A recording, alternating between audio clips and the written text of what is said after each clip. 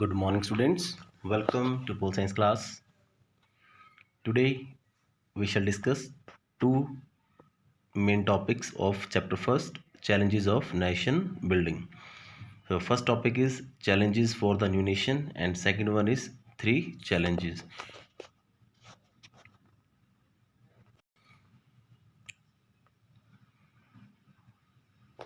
Just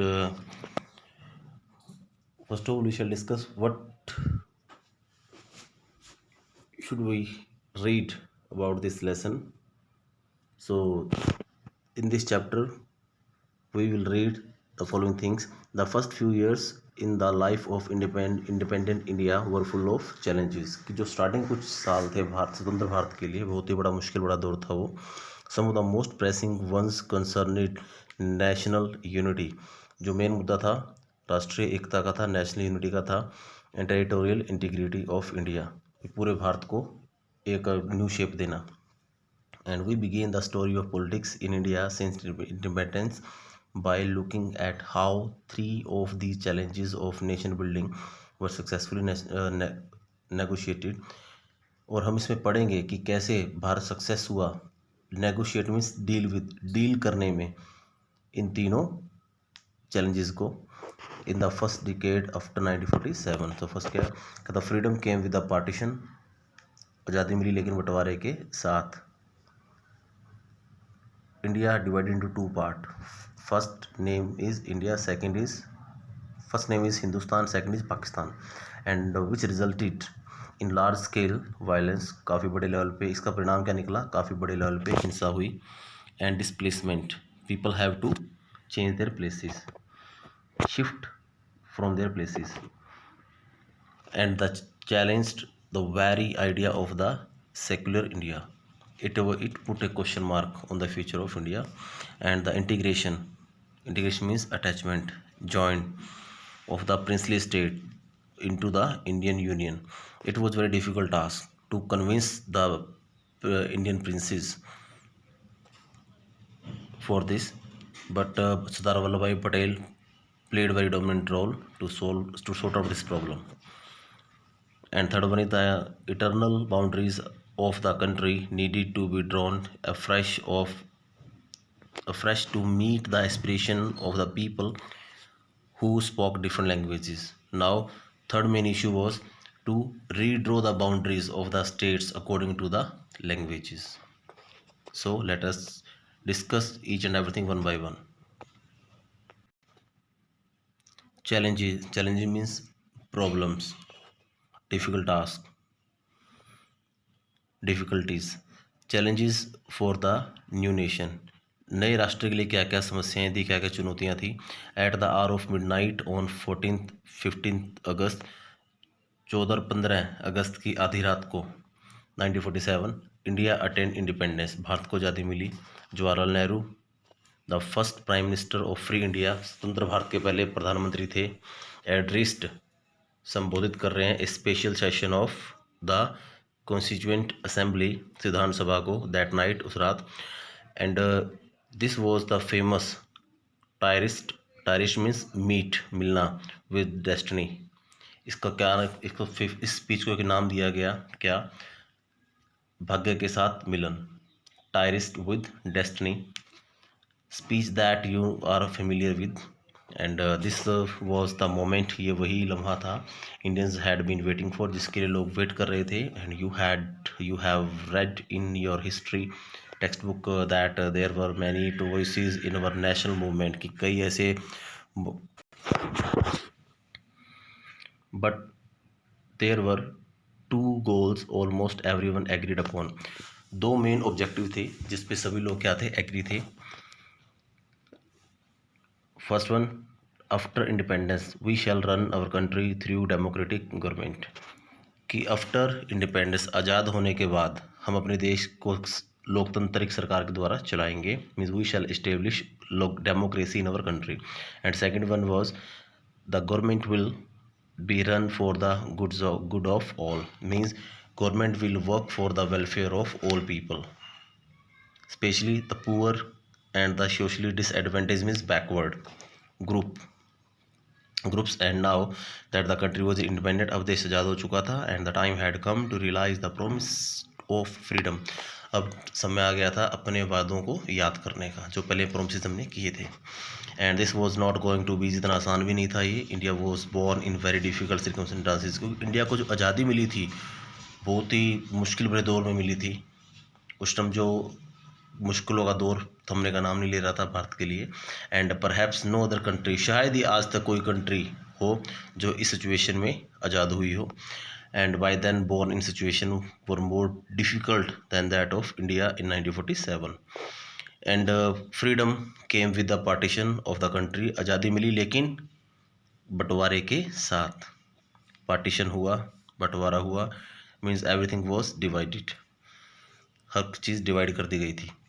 and the year 1947 was a year of unprecedented violence, जो 1947 का जो year था ये क्या था, ऐसी हिंसा का साल था जो आज तक ऐसी हिंसा कभी नहीं देखी, तो ना थमने वाली हिंसा का जो साल था।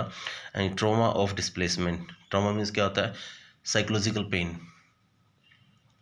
मतलब ऐसा दर्द जो क्या कर दे, हमेशा दिमाग में घूमता ही रहे, जो कभी ना भूला जाने वाला दर्द।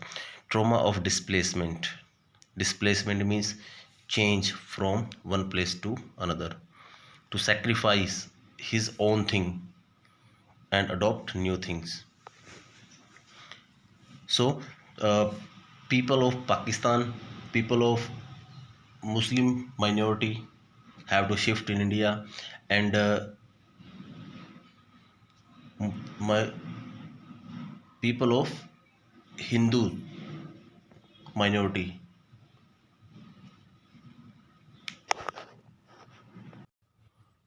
are leading very miserable life in Pakistan. In the same way, in both countries, minorities play very miserable life, whether it is Hindu or Muslim or Sikh. So, in this way, it was in this situation that independent India started on its journey to achieve several objective. तो इस situation के अंदर India ने अपनी journey start की अपने objectives को achieve करने की। And yet the turmoil that accompanied independence did not make our leaders lose sight of the multiple challenges that faced the new nation. But our leaders didn't lose their hope. They faced all the challenges because they know very well that new nation has to face so many challenges like this.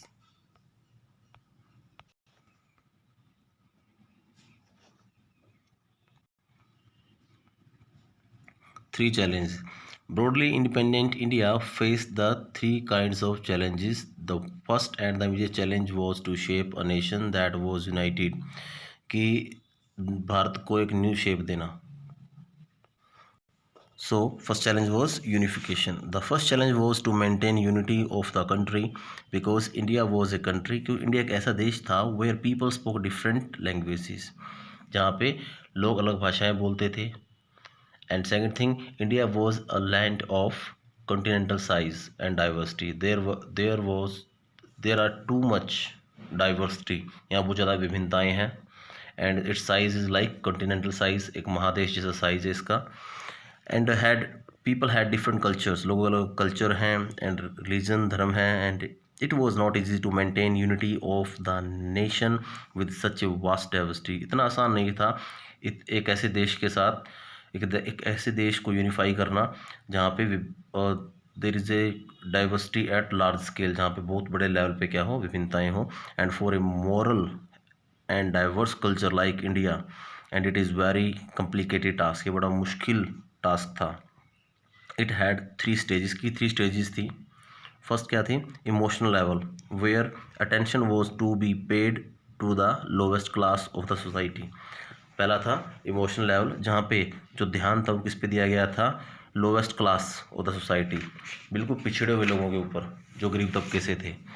Second, physical level, where all the citizens were equal, जहाँ पे सारे जो नागरिक थे वो equal थे before the law, कानून के सामने। And were provided equal protection of law, सभी को कानूनों की बराबर सुरक्षा प्रदान की गई थी। थर्ड क्या था, स्पिरिचुअल लेवल, आध्यात्मिक level, means where the entire society had to understand the needs and desire of diverse ethnic classes of the society.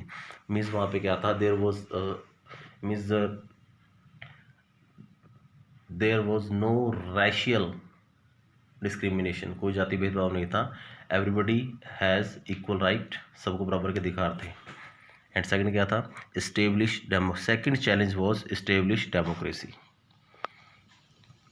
You have already red studied the Indian constitution, संविधान को पढ़ चुके हो। You know that, आप जानते हो कि the constitution granted fundamental right, संविधान में फंडामेंटल राइट्स देता है। And extended the right to the vote to every citizen, हर आदमी को वोट देने का अधिकार है। And India adopted representative democracy, प्रतिनिधित्व पूर्ण एक लोकतंत्र को एक्सेप्ट किया भारत ने, based on the parliamentary form of government, संसदीय शासन प्रणाली हमारे यहाँ पे, जहाँ पे जनता द्वारा चुने हुए प्रतिनिधि ही सरकार को चलाते हैं। So these features ensure that, ये निश्चित करती है कि द पॉलिटिकल कंपटीशन है वो take place but in a democratic framework, means everything will be happen but in a democratic way.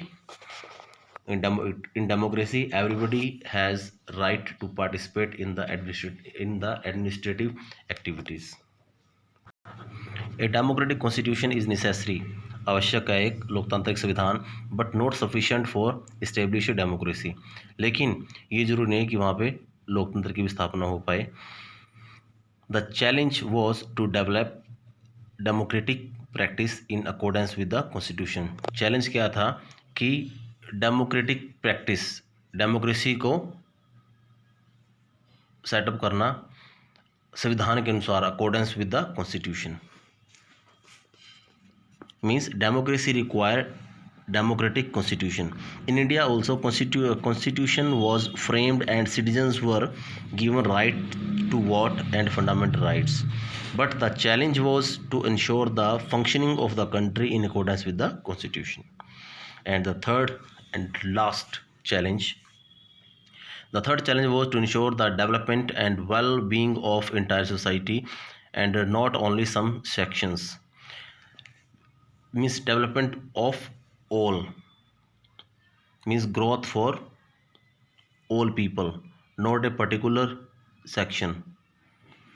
So here again constitution clearly had laid down the principle of equality, means constitution laid down proper stress on the principle of equality, means everybody is equal in front of law, so everybody has right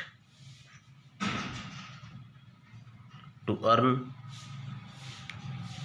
to spend, to grow, to lead a comfortable life. And special protection to socially disadvantage group, जो backward group थे, पिछड़े हुए लोग थे, उनके लिए special protection. And the religious and cultural communities, जो विभिन्न संस्कृति के लोग थे, विभिन्न धर्म के लोग थे, सबको, means everybody has right to lead a good life. The real challenge was now to evolve effective policies. अब जो रियल चैलेंज क्या था, प्रभावशाली पॉलिसीज़ बनाना, किसके लिए, फॉर इकोनॉमिक डेवलपमेंट, एक आर्थिक विकास के लिए, एंड इरेडिकेशन ऑफ पॉवर्टी, और गरीबी को उखाड़ फेंकने के लिए। In simply you can say that the third challenge before India was to ensure such development, ऐसी डेवलपमेंट को इंश्योर करना हो wherein, जिसके अंदर the entire society could be benefited, सारी सोसाइटी को बेनिफिट मिल सके, not just for some reasons, न केवल कुछ लोगों को ही। एंड टू इंश्योर दिस, इसको इंश्योर करने के लिए द प्रोविज़न वर मेड, ऐसी व्यवस्थाएं बनाई गई इन द कॉन्स्टिट्यूशन, संविधान के अंदर, फॉर राइट टू इक्वालिटी, एक समानता का अधिकार, special right were granted to backward classes, जो पिछड़े हुए लोग थे उनको विशेष अधिकार दिए गए, and cultural and religious minorities, जो माइनॉरिटीज़ में थे। And the constitution provided for directive principle of state policy to achieve the goal, directive principles बनाए गए स्टेट के लिए ताकि वो अपने गोल्स को अचीव कर सके, फॉर पब्लिक वेलफेयर, लोगों के विकास के लिए। And which must be fulfilled by political establishment, जो कैसे फुलफिल हो सकते थे, by establishing political establishment. Now the real challenge was to evolve, अब मेन मुद्दा क्या था भारत के सामने, economical development. So dear students, today we have discussed two different topics. First, challenges for new nation, and second one, three main challenges. जो तीन मुख्य चुनौतियां थी for India. So dear students, you are requested to listen it twice and thrice to understand this topic very clearly. So thanks and have a nice day.